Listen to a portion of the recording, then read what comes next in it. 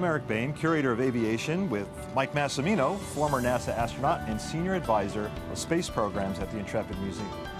We're here today to give you a behind-the-scenes tour of the museum's Hubble at 25 exhibition. Mike and I are proud to be co-curators of the exhibition, which celebrates 25 years of the Hubble Space Telescope. Not only does this exhibition showcase the history, artifacts, and spectacular images of Hubble, but also includes some of Mike's personal experiences working on 2 Hubble repair missions. Let's go check it out. So now we're inside one of my favorite parts. This is immersive experience of the Neutral Buoyancy Lab. This is a huge swimming pool down in Houston that the astronauts train in, and we wanted to give the visitors some sense of what it's like to train underwater without actually getting wet. But what can you tell us about the NBL, Mike? This is my favorite place, maybe in the world right now. It's great here in New York City. It to me is fantastic because it brings back very clearly the memories of training for our space missions. In order to practice our spacewalks, we had many different facilities we would go to. We had virtual reality, we had simulators, we had mock-ups we would work on, we would have a lot of lessons and practice with the tools, but it all would come together to feed these training exercises in the pool. You want to be in the water by 9 a.m.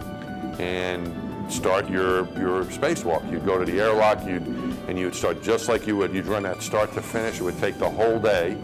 The only thing you want to have a good breakfast. The only thing you had inside of the suit for nutrition was water. You had a bag of water to drink. So you're usually pretty hungry when you got out, and then you would get showered off, and then we'd have a debrief, and then we'd come back the next day, and the other team would be in the water. And while one team's in the water, the other spacewalking team is topside, going through the checklist and telling them what to do, working the choreography. Megan MacArthur, our robot arm operator, is working the robot arm during the missions. You know, our commander would come in as well to check on things and do his job. Our pilot, Craig Johnson, would come in and help us get ready with our suits every day. So it was a team effort. And our trainers were there, and our flight controllers, or sometimes our flight director would come, because it was practice for them too. And when we had problems, we'd work through the problems together, just like we did in the flight.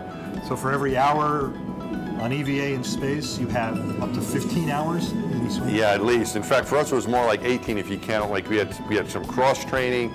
We had some tasks that were contingency tasks that we would do in case something broke on the telescope. What would you do? That was special runs. So it was a lot of, it was many, many hours. So when you come visit Hubble at 25, make sure you come into the immersive experience and feel what it's like to be in the tank with the astronauts. This is what it's like to train, to be an astronaut and train like an astronaut. It's the closest thing I've ever experienced to it, being inside of this room. Thanks, Mike.